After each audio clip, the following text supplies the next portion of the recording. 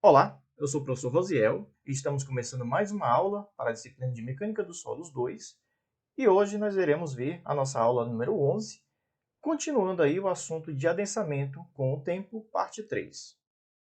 Aqui no nosso programa de aula nós iremos ver aqui como se obtém o coeficiente de adensamento CV, iremos ainda ver os conceitos básicos sobre adensamento secundário e, por fim, condições de campo que influenciam o adensamento.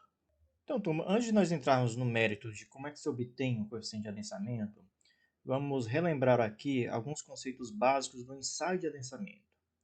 Nós vimos que, ao carregar um corpo de prova durante o ensaio de adensamento, existe aí, né, uma variação de altura, né, o corpo de prova ele começa a se deformar, e essas deformações elas são registradas com a variação do tempo. Então, como a gente pode observar aqui, para cada intervalo de tempo é coletado, né, variações de altura. E a gente observa, gente, que à medida que o tempo vai passando, essas deformações cada vez vão sendo menores, certo? Até que chega um ponto que estabiliza. Então, isso que nós temos aqui é justamente a representação gráfica dessa variação de altura versus aqui o log do tempo. E por que eu estou fazendo essa introdução, gente? Porque nós iremos ver na nossa aula de hoje como obtém o parâmetro CV justamente por essa representação gráfica, ok? Então, turma, nós vimos que a equação diferencial de adensamento ela assume a seguinte expressão. O coeficiente de adensamento CV multiplica aqui, né, a derivada parcial à segunda da poropressão U em relação à profundidade Z, isso aqui sendo igual à derivada parcial da poropressão em relação ao tempo. E sendo este o coeficiente CV, né, um coeficiente que reflete as características de permeabilidade, de porosidade e de compressibilidade. Nós vimos também nas últimas duas aulas que o parâmetro CV, né, ele faz parte aqui da expressão matemática para o cálculo do fator tempo. Né? O fator tempo nada mais é do que o CV, que multiplica o tempo, dividido pela altura de drenagem ao quadrado. Então, turma, o coeficiente de adensamento CV ele pode ser obtido a partir da realização do ensaio de adensamento em laboratório, aplicando-se os métodos que nós iremos ver na aula de hoje, que é o método de Taylor e de Casagrande. Sendo que esses métodos basicamente consistem aí em aplicar a expressão da variável do tempo t associada a uma determinada porcentagem de adensamento decorrida. Método de Casagrande ou método aí do logaritmo do tempo. Então, gente, esse método ele é devido ao professor Arthur Casagrande, da Universidade de Harvard, em que se baseia no formato da curva de porcentagem de recalque U em função do tempo t, lançado aí numa escala semilogarítmica. Então, turma, esse método ele se baseia aqui numa representação gráfica, né, na porcentagem de recalque U em termos do fator tempo. E qual o grande problema de aplicar o método de Casagrande nesse tipo de configuração gráfica? Bem, nós vimos que o fator tempo aqui, o TV, gente, ele é em função do tempo, do HD e do próprio CV. Então, turma, esse método ele é para calcular o CV, mas um dos parâmetros dele aqui, que é o fator tempo, ele também é em função do CV. Então, o que nós fazemos nesse caso, já que nós não podemos determinar o fator tempo? Bem, o fator tempo nada mais é do que o tempo multiplicado por uma constante. O CV é um valor constante e o HD também é um valor constante.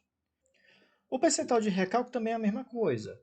Então, o percentual de recalque, U, ele nada mais é do que essa variação de altura, ou seja, o recalque, que multiplica, né, a fração de 1 sobre o recalque total. Então, é basicamente a variação da altura multiplicada por uma constante também. Sabendo disso, essa representação gráfica aqui da porcentagem de recalque versus fator tempo, ela pode ser representada da seguinte maneira. A altura de recalque versus o tempo. Se colocarmos esse gráfico aqui, que é em função dos dados obtidos neste ensaio, dessa outra representação gráfica, se nós colocarmos este gráfico em uma determinada escala, nós iremos ver que as duas curvas se sobrepõem. Então nós podemos aplicar o método de Casagrande numa representação gráfica da variação de altura versus o tempo em escala log. Aqui, gente, nós temos os procedimentos para aplicar o método de Casagrande para determinar o parâmetro CV. Então, a primeira coisa que nós fazemos, determinar a altura do corpo de prova correspondente ao início do adensamento primário. Muito importante, gente, não é a altura do corpo de prova inicial. É a altura do corpo de prova no início do adensamento. É um pouco diferente e a gente vai já explicar essas diferenças. Então, gente, como a parte inicial da curva é parabólica, e isso a gente viu na nossa última aula, certo? O que é feito? Toma-se a ordenada para um tempo qualquer do trecho inicial, um tempo t, e verifique-se a sua diferença com relação à ordenada para o tempo de 4t. Vamos fazer aqui nesse gráfico. Então, a gente vai pegar uma ordenada para um tempo qualquer no trecho inicial. Então, eu vou pegar aqui, gente, nesse trecho inicial, nesse início do meu ensaio, eu vou pegar um ponto no nosso gráfico para um tempo t, que eu vou chamar, né? Então, eu vou pegar aqui, por exemplo, para 0,25 minutos, certo? Então, para 0,25 minutos, eu tenho um recalque aqui, que obtendo graficamente na interpolação, dá um valor de 1,78. O que mais? Nós vamos fazer agora o seguinte, nós vamos pegar um outro ponto para 4 vezes o tempo inicial, ou seja, 4t. Então, se o t é 0,25, o nosso ponto 4 vezes o t aí vai ser igual a 1. Então, o ponto aí correspondente é este aí, com uma altura de 1,762. Avaliando a diferença entre esses dois pontos, nós temos uma variação de altura de 0,018. Então, gente, soma-se a diferença, a ordenada do tempo t, obtendo assim a ordenada correspondente ao início do adensamento primário. Então, o que nós vamos fazer? Nós vamos somar essa diferença entre esses dois pontos, 0,018, a o meu ponto t inicial, ou seja, 1,780 mais 0,018. Isso me dá a altura inicial no processo de adensamento, dando aqui, nesse caso, uma altura inicial de 1,798. Então, gente, o que nós estamos fazendo aqui é aplicando o princípio que nós vimos na aula 10. Se nós temos o recalque num determinado valor para um tempo t, para o tempo 4 vezes esse tempo anterior, nós vamos ter o dobro do recalque. Então, é basicamente isso que nós estamos aplicando aqui nessa metodologia de Casagrande. Então, gente, resumindo, a altura inicial ela vai ser a altura num tempo t, menos a altura num tempo 4t, que dá essa diferença aqui, que nós vimos, mais a altura inicial do tempo t. ht mais ht dá 2ht. Então, essa expressão matemática pode ser resumida da seguinte maneira. A altura inicial vai ser 2 vezes a altura num tempo t, menos a altura no tempo 4t. Então, estima-se a altura do corpo de prova correspondente ao final do adensamento primário pela ordenada da interseção da tangente ao ponto de inflexão da curva com a assíntota ao trecho final da curva que, na escala logarítmica, é linear e correspondente ao adensamento secundário. Vamos traduzir o que esse texto está querendo dizer. Eu vou passar aqui para vocês uma rápida explicação sobre essa variação de altura versus log do tempo e uma amostra de solo. Vocês devem ter percebido que nós temos aí 3 trechos, certo?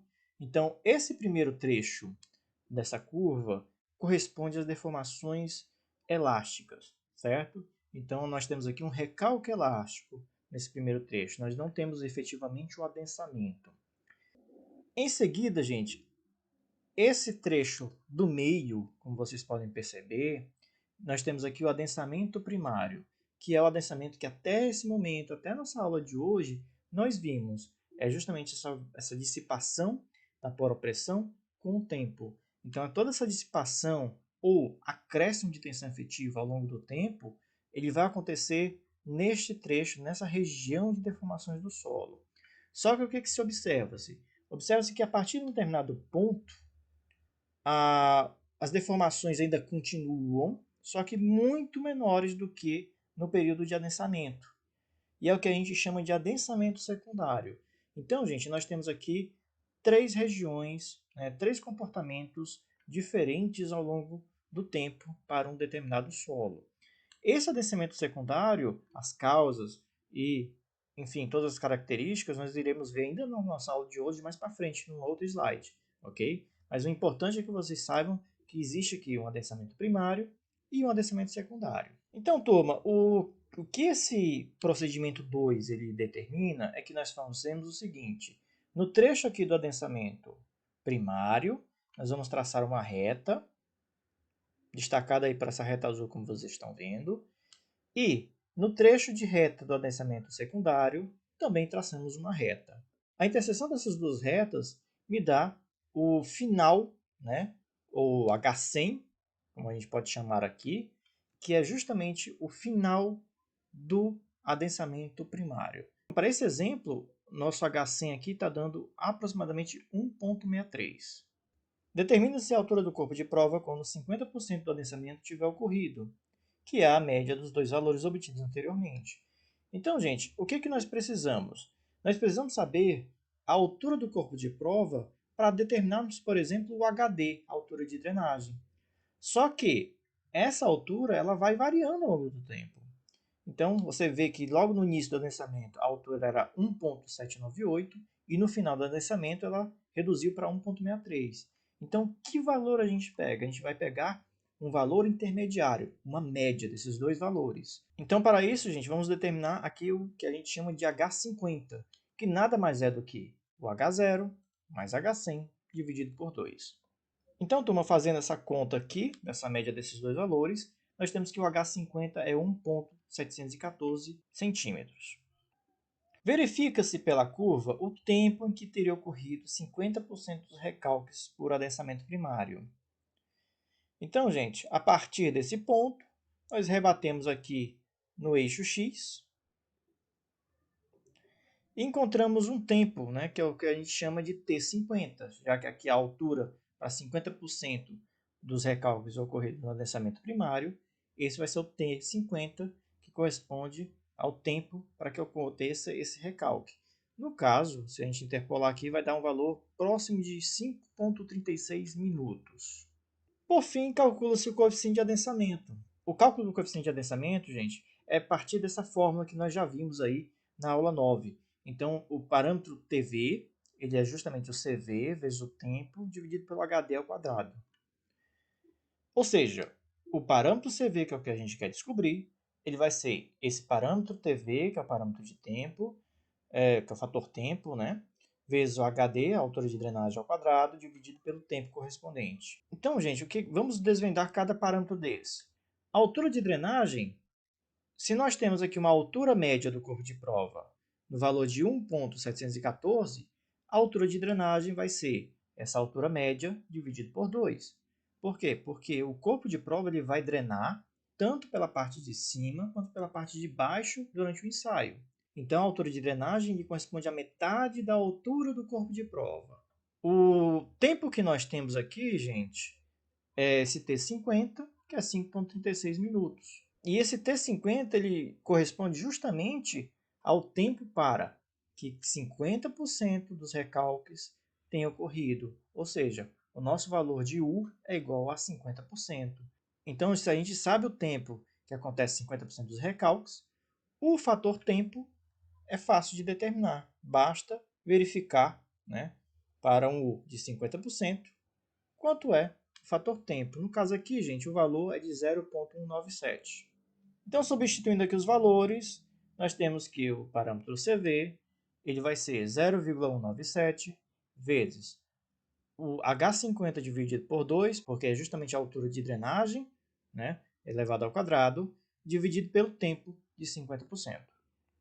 O método de Taylor, gente, ou método da raiz quadrada do tempo, ele é muito similar ao método de Casagrande, certo? Só que ele faz apenas uma abordagem um pouco diferente em relação aos dados trabalhados.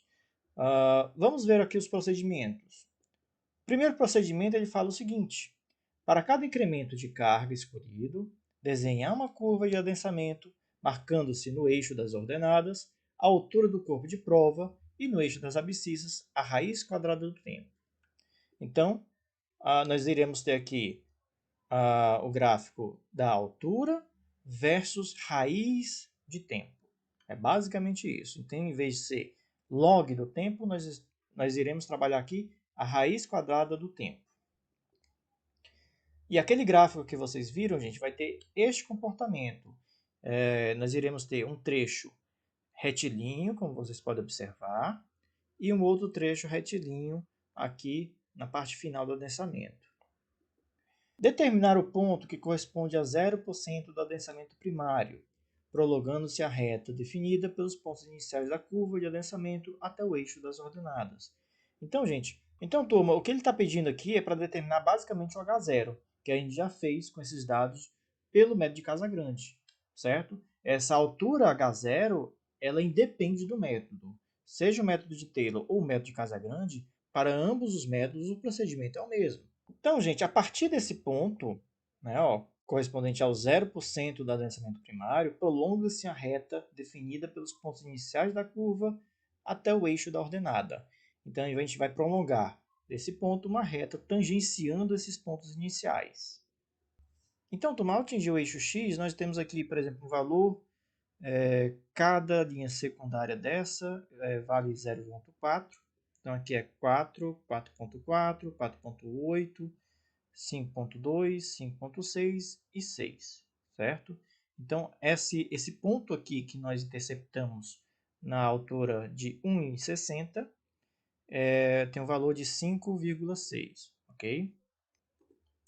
Traçar por este ponto uma linha com coeficiente angular igual a 1,15 vezes o coeficiente angular da reta obtida no item anterior e a interseção desta reta com a curva de adensamento, cujas ordenadas são respectivamente T90 e H90. O que ele está querendo dizer, gente? Obteve esse valor aqui de 5,6. Nós vamos multiplicar esse valor, que atingiu aqui a altura de 1,6, né? Vamos multiplicar esse valor por 1,15. 5,6 vezes 1,15 vai dar 6,4, certo? Aproximadamente 6,4. A partir desse ponto, nós vamos ligar o ponto inicial a este ponto de coeficiente angular, né, igual a 1,15 vezes o coeficiente angular da reta anterior. Vocês notem que essa reta verde ela está interceptando a nossa curva de adensamento.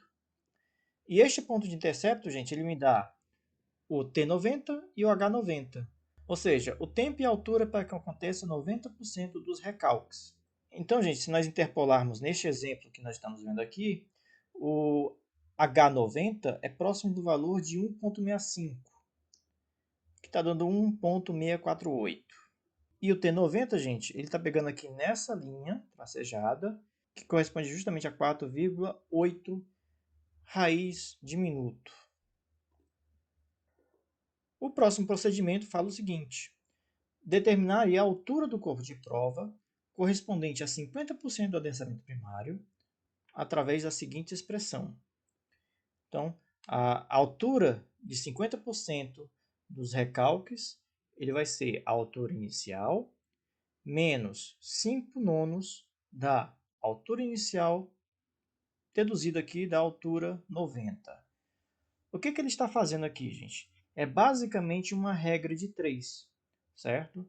Então, se você tem aqui da altura inicial até o H90, você tem aqui 90% dos recalques obtidos até este ponto. Então, se você dividir, né, esse intervalo aqui do H0 até o H90 em 9 partes e multiplicar por 5, né, você vai ter justamente o H50. Tá? Então, é só para vocês entenderem, eu não vou deduzir essa expressão, é só para vocês entenderem como é que você chega nessa equação. É basicamente uma regra de 3 com esses valores aqui de H0 e H90 para encontrar o H50. Ok? Então, o nosso H50 ele está dando aqui um valor de aproximadamente 1,715. Valor bem próximo que a gente obteve no método de Casagrande. Calcular o coeficiente de adensamento pela seguinte expressão. Então, da mesma forma do método de Casagrande, nós vamos utilizar essa expressão matemática, onde o CV vai ser o parâmetro do fator tempo, TV, vezes o HD ao quadrado, dividido pelo tempo correspondente, né, na análise aqui do TV. A altura de drenagem ela vai ser justamente, por ser um ensaio de adensamento, a altura média do corpo de prova, que é o H50, dividido por 2. Essa vai ser minha altura de drenagem, H50 dividido por 2. O tempo, gente, nós determinamos aqui ó, o T90, 4,8. Todavia, o fator tempo ele tem que ser também para esses 90% de recalque. Logo, a expressão vai ficar da seguinte maneira. O CV vai ser igual ao fator tempo vezes a altura de drenagem ao quadrado, que é H50 dividido por 2, dividido pelo tempo, no caso aqui o T90.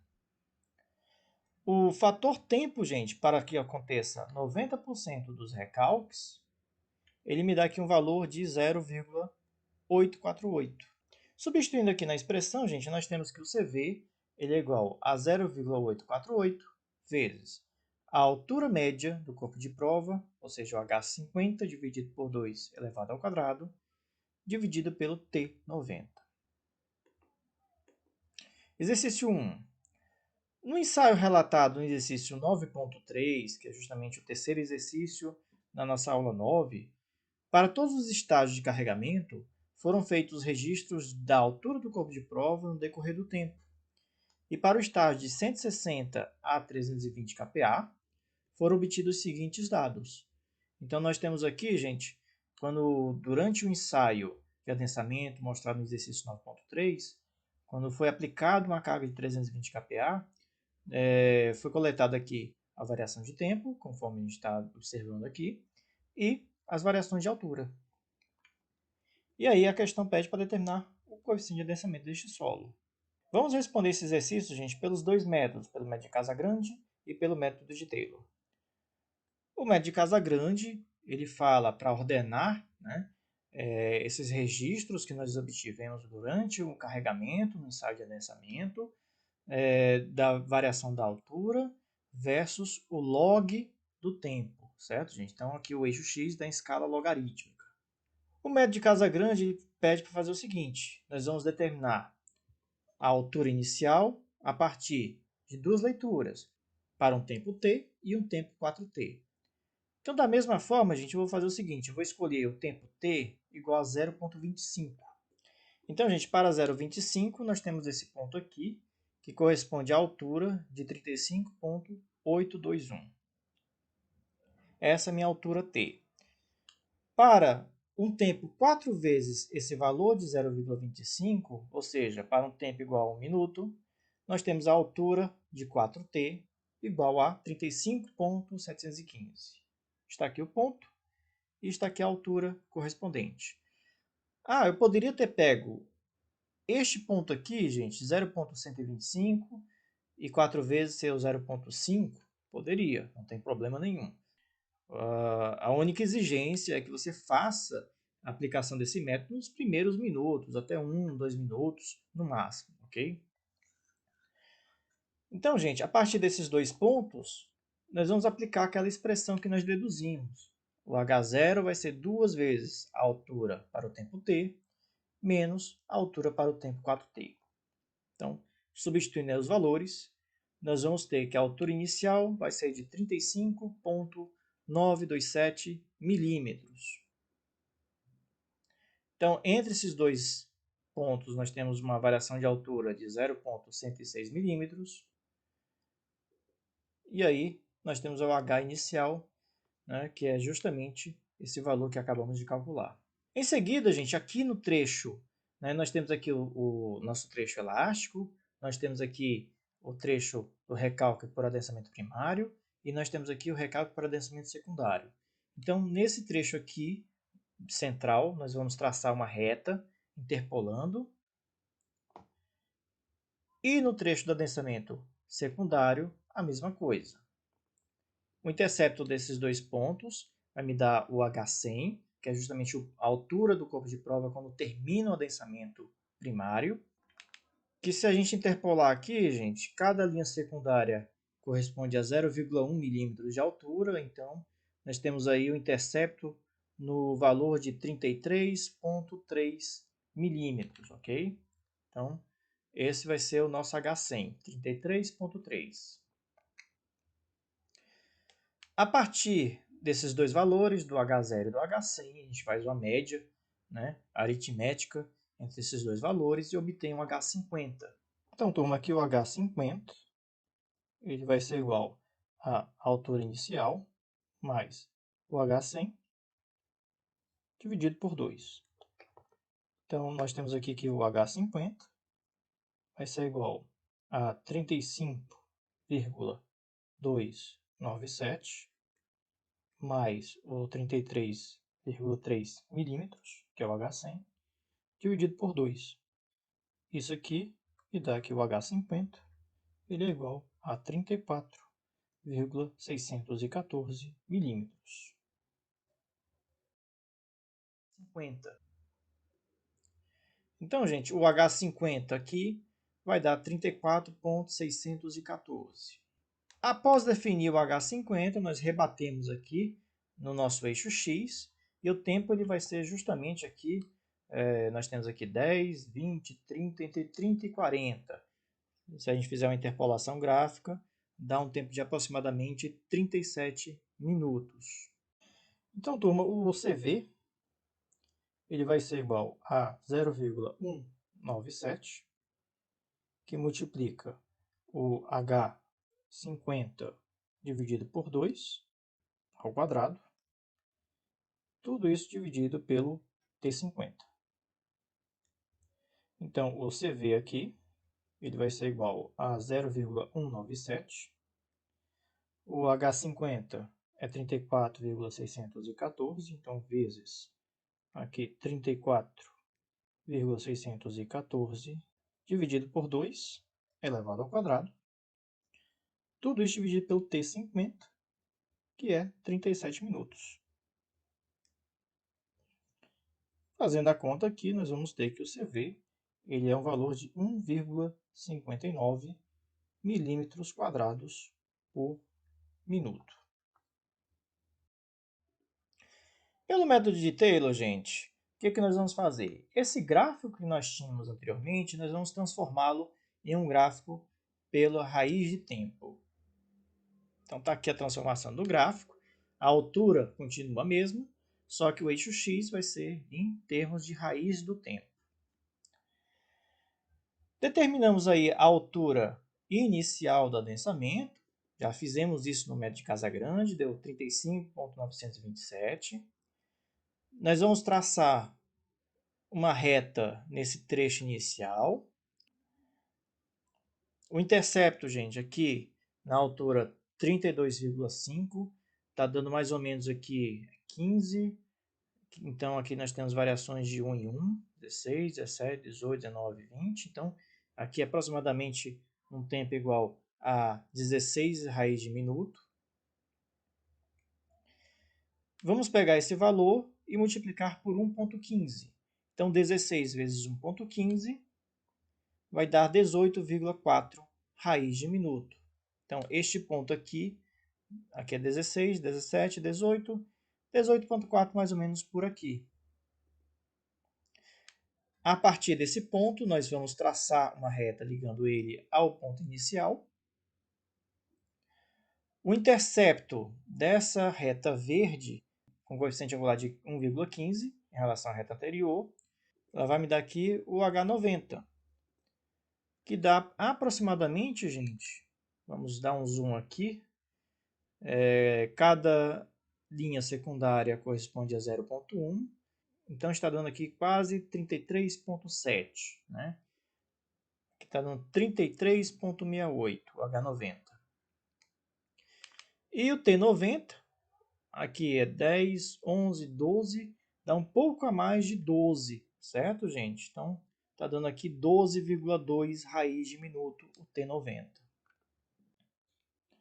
Aqui o H50, gente, ele vai ser igual ao H0 menos 5 nonos de H0 menos o H90.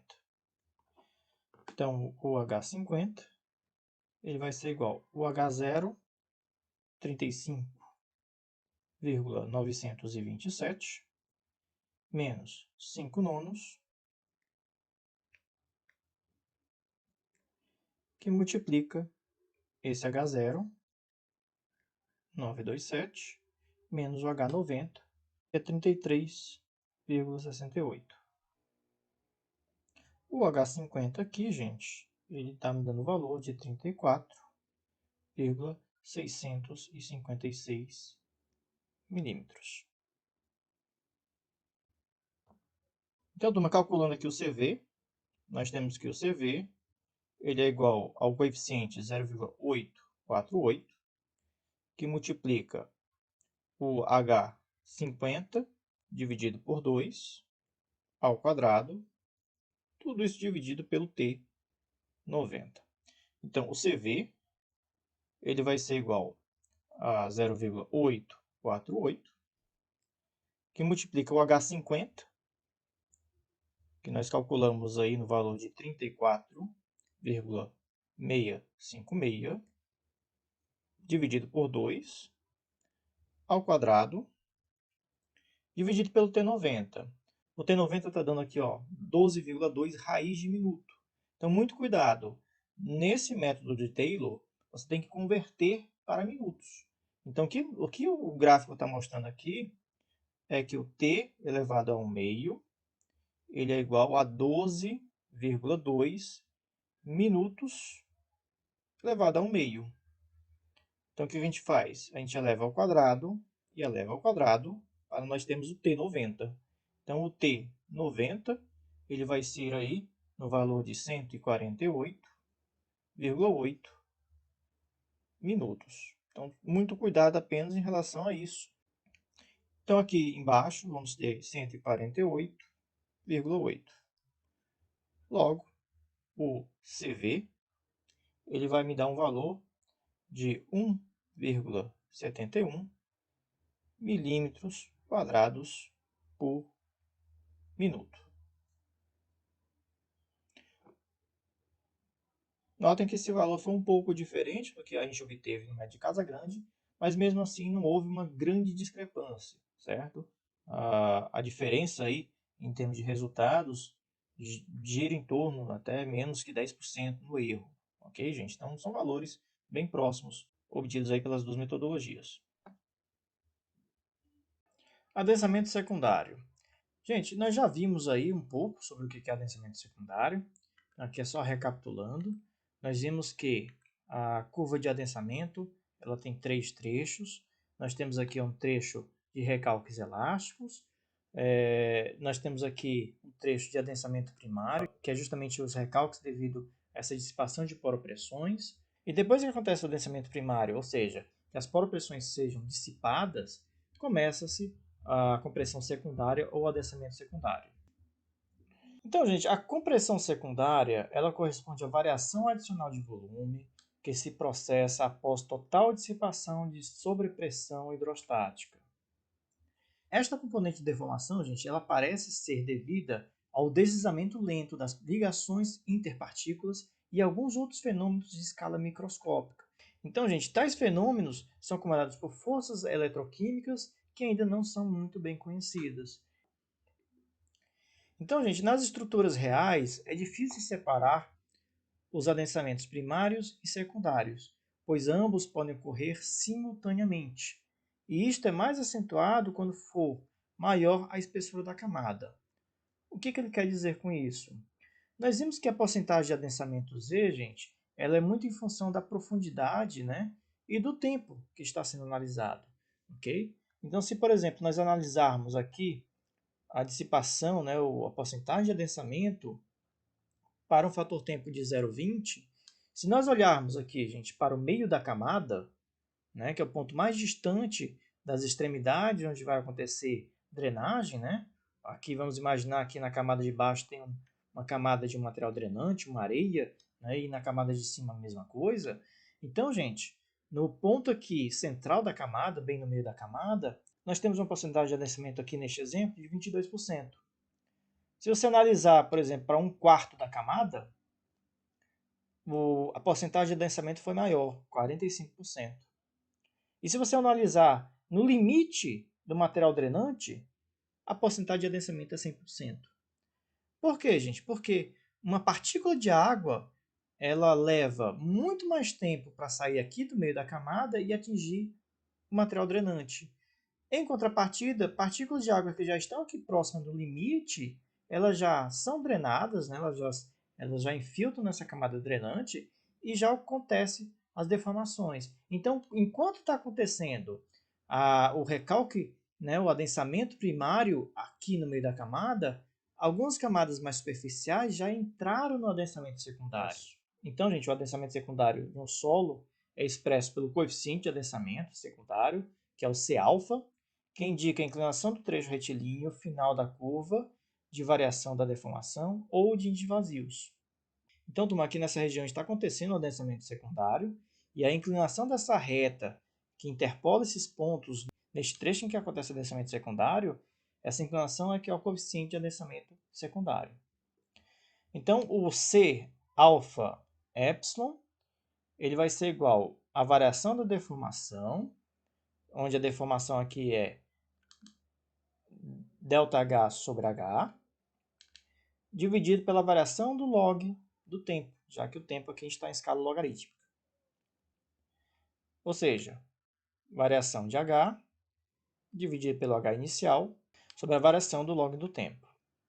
Alguns autores, gente, também representam o coeficiente de adensamento em termos de índice de vazios. No caso, vai ser o C-alfa-E, onde em vez de ser a variação da deformação, né, vai ser justamente a variação do índice de vazios dividido pela variação do log do tempo. Sendo tanto o C alfa epsilon e o C alfa E correlacionáveis, certo, gente? Então, a correlação entre esses dois parâmetros, o C alfa epsilon, vai ser igual ao C alfa E, dividido por 1 mais o índice de vazios inicial.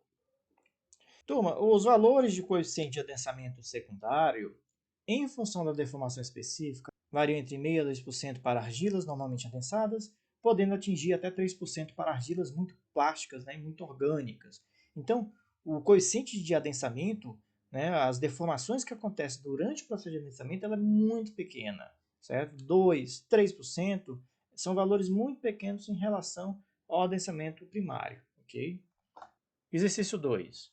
Considere uma camada de argila de 10 metros de espessura, no qual o adensamento primário praticamente termina em 2 anos. Apresentando um coeficiente de adensamento secundário igual a 1%, estime o valor do recalque adicional, vamos fazer aqui o item A, que pede devido aqui ao recalque adensamento para secundário 20 anos após um período de no 20 centro da anos questão após o me diz que a carregamento altura inicial são 10 e no item metros, B, então o H 200 inicial anos é após o igual a 10. carregamento. O T inicial, ele me diz que é em 2 anos. 2 anos. E o T final é justamente 20 anos. Ok, gente. Então, nós sabemos que o coeficiente C alfa ele é igual ao delta H dividido pelo H inicial. Tudo isso dividido pela variação, né, o delta, a variação do log de t.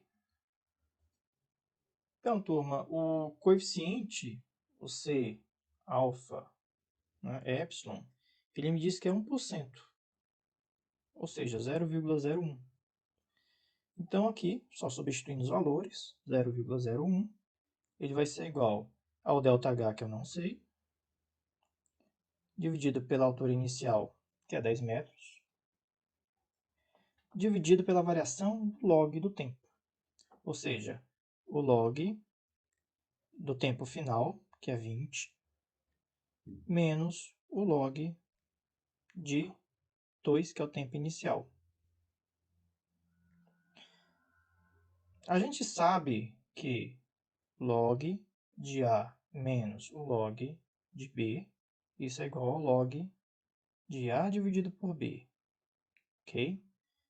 Então, isso aqui, gente, log de 20 menos log de 2, nada mais é do que log de 20 dividido por 2.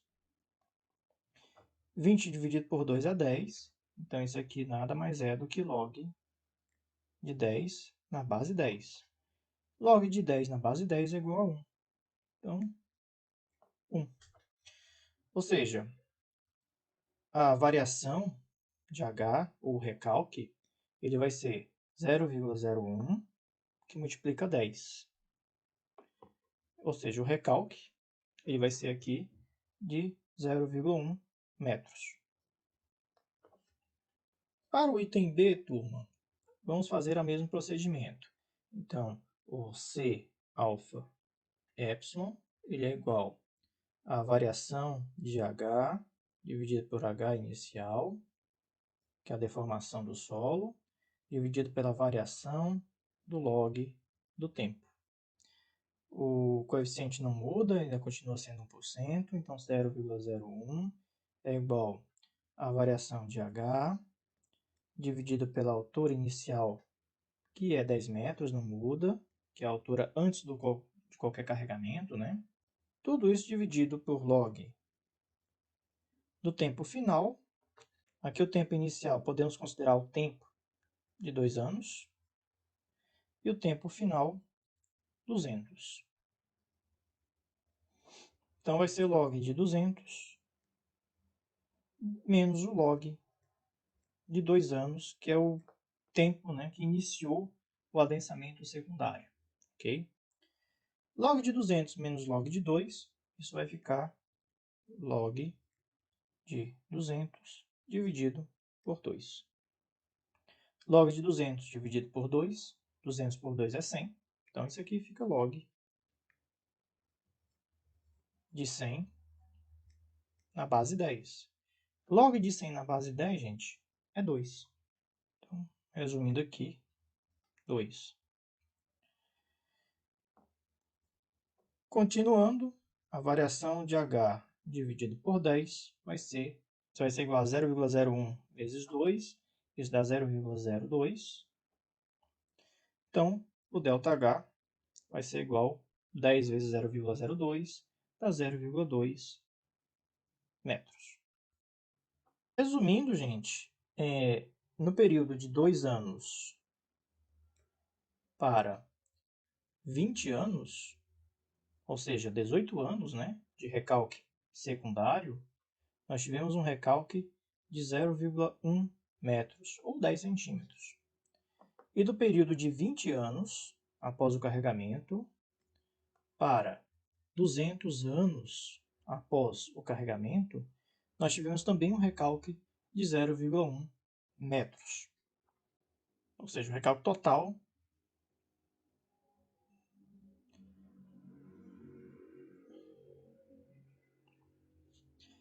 e vocês podem ver, pessoal, que o quanto que o recalque secundário ele é muito lento, uma vez que levou quase 200 anos para ter um recalque de 10 centímetros.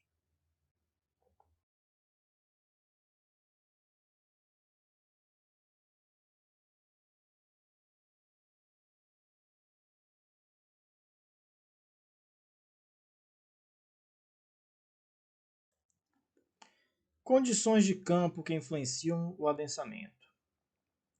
Então, gente, nesse tópico, nós iremos ver algumas condições de campo que podem influenciar o adensamento. A primeira delas é o fluxo lateral no adensamento. Então, gente, no ensaio de adensamento, com a amostra contida num cilindro rígido, a compressão é unidimensional e a água que percola também, né, numa única direção. No campo, tal fato ocorre também quando se faz um carregamento numa área muito grande, pela construção de um aterro de grande largura, ou até mesmo com estruturas como essa, como a fundação de radier, certo, gente? Então, se você tiver uma laje muito grande, cobrindo uma grande área, né, em relação, e essa área for muito maior do que em relação à espessura da camada que sofrerá adensamento, essa condição de drenagem lateral, gente, ela vai ser muito próxima do que a gente vê durante o ensaio de adensamento. Por quê? Porque o fluxo, gente, que vai se perder, que vai ser drenado nas laterais, ele vai muito pequeno em relação a toda essa área, né, de drenagem. Isso a gente também vê, por exemplo, em aterros de grande porte. Então, se você tiver um aterro, uma grande extensão, uma grande área, né, a drenagem, a percolação que acontece nas laterais desse aterro são muito pequenas, são muito desprezíveis frente à grande área que está sendo drenada. Então essas condições, gente, quando você tem carregamentos muito longos, elas têm resultados muito próximos, né, e bem coerentes com o ensaio de adensamento. Todavia, gente, em alguns casos reais, como aterros rodoviários, né, em que a faixa de terreno é carregada, ou em fundações de edifício, podem não ter, né, essa condição atendida. Então, por exemplo, um aterro, né, de uma rodovia que você tem uma largura muito pequena, ou mesmo uma sapata, né, um elemento que você tem uma grande carga, né, mas que tem dimensões muito pequenas em relação à espessura da camada, certo, gente? Então, esses carregamentos em áreas muito pequenas, elas podem não refletir os resultados de um ensaio de adensamento. Então, gente, além disso, nós temos o seguinte: existe uma pequena contribuição nos recalques da deformação lateral do terreno, certo? Que é um fator que não é contabilizado. Essas deformações laterais do terreno, elas vão influenciar no recalque de forma diferente do que se você confinar numa amostra de solo, como a gente vê no ensaio de adensamento, ok? Existe a possibilidade de drenagem da água pelas laterais das áreas. Então, no ensaio de adensamento, você tem um anel em que é completamente impermeável, ele não permite drenagem lateral, ok? Então, numa área, né, numa região natural, você não tem essa limitação, né? O solo lateralmente, aquela área carregada, ele permite sim drenagem. E existe ainda, gente, a aceleração dos recalques pela percolação lateral. Então a gente sabe que ocorre uma percolação lateral, então os recalques tenderão a ser maiores.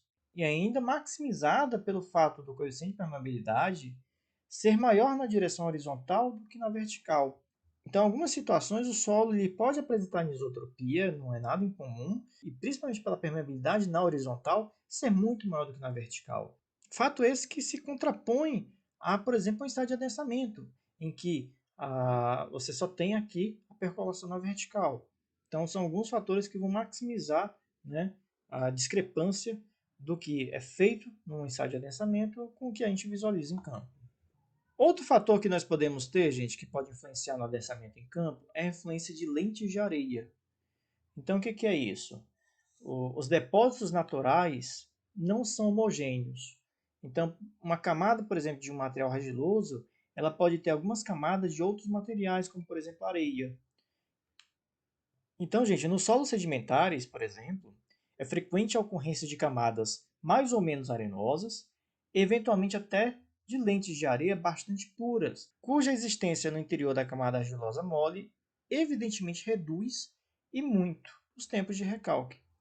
Então, gente, se você tem uma camada aqui, se você tiver uma camada única de material, de argila, né, a água, uma partícula de água que está aqui no centro dessa camada, ela vai levar muito mais tempo para chegar no material drenante, ok? Mas se você tiver lentes de areia, né, drenando essa camada aqui no meio interior desse material, essa partícula de água que está aqui, gente, ela rapidamente vai chegar uma camada dessa de material drenante. Então você vai ter aí, ó, percolações, né, dessas camadas, né, para as partes mais externas e também dessas camadas, inclusive dessa central, para essas lentes de areia mais internas. Então, gente, os recalques, por exemplo, numa situação como essa aqui, eu não vou calcular, mas se vocês utilizarem aquelas expressões do tempo de adensamento em função do HD na altura drenante, vocês vão ver que os recalques, quando você tem, por exemplo, duas lentes como essa, reduzem até 9 vezes o tempo de adensamento. Efeito de amalgamento do solo. As amostras para ensaios de adensamento devem ser indeformadas, com a mínima perturbação mecânica possível. Então, gente, essa perturbação da amostra, também chamada de amalgamento, ela é definida justamente por destruir parcialmente a estrutura, tornando o solo mais deformável. Então, aqui é só um exemplo de um gráfico mostrando uma amostra indeformada e uma amostra amolgada, certo, gente? Esse gráfico aqui é, inclusive, do livro do Souza Pinto. Em que situações pode ocorrer amogamento? Bem, gente, algumas argilas elas são extremamente sensíveis em relação ao amogamento. Então, por exemplo, aqui eu vou mostrar para vocês algumas etapas de uma extração de uma amostra de solo de um serviço que foi contratado pelo Laboratório de Mecânica dos Solos, em que essa amostra de argila era tão sensível, gente, que por mais que a gente tivesse todo o cuidado em manipulá-la, mesmo assim nós tivemos inúmeras falhas durante o ensaio de adensamento e inúmeras repetições, por justamente acontecerem amalgamentos. Para a retirada da amostra, gente, nós cerramos esse tubo com muito cuidado, conforme vocês estão vendo aqui, retirando uma subamostra e utilizando uma linha, né, uma corda de violão, como vocês podem ver aqui, e uma agulha, nós fizemos o descolamento da amostra lateralmente desse tubo. Aqui é o detalhe da amostra após a extração. E uma vez retirada essa amostra, nós fizemos a moldagem, também com muito cuidado, num anel de adensamento. Então, turma, aqui é só um detalhe para vocês verem de todo o cuidado que se tem, por exemplo, com algumas amostras que estão extremamente sensíveis ao amalgamento. Ou seja, se o operador não tiver o devido cuidado na manipulação dessa amostra, mesmo que aparentemente não tenha acontecido nada, durante o ensaio você percebe pelos resultados que a amostra teve amalgamento. Por fim, gente, a obtenção do coeficiente de adensamento a partir da retroanálise de casos reais. Então, gente, a experiência mostra que os recálculos reais, ainda que apresentem um desenvolvimento com o tempo qualitativamente semelhante ao indicado pela teoria, ocorrem de maneira muito mais rápida do que o previsto. E isso muitas vezes, gente, acontece por alguns fatores que a gente acabou de ver, como, por exemplo, o confinamento lateral que não existe, né, permitindo drenagem lateralmente, certo, gente? Se permite a drenagem lateralmente, você tem um adensamento mais rápido, ok? Então, gente, a melhor maneira de estimar o coeficiente de adensamento de um solo argiloso passa a ser a retroanálise de carregamentos feitos nesse solo. Então, para isso, mede-se os recalques do aterro construídos e determina-se os valores de CV, utilizando os princípios dos métodos de Casagrande e Taylor. Então, gente, não é nada incomum, principalmente com obras em que são executadas em cima de materiais argilosos, o monitoramento com alguns equipamentos, avaliando as deformações dessa obra com o tempo. Então, basicamente, esse monitoramento permite você avaliar o coeficiente CV, gente, em tempo real, durante o processo de adensamento. Então, turma, com isso nós encerramos a nossa aula de hoje. Não só isso, nós estamos também encerrando o assunto de adensamento para a nossa primeira avaliação. Então, muito obrigado a todos e até um próximo vídeo.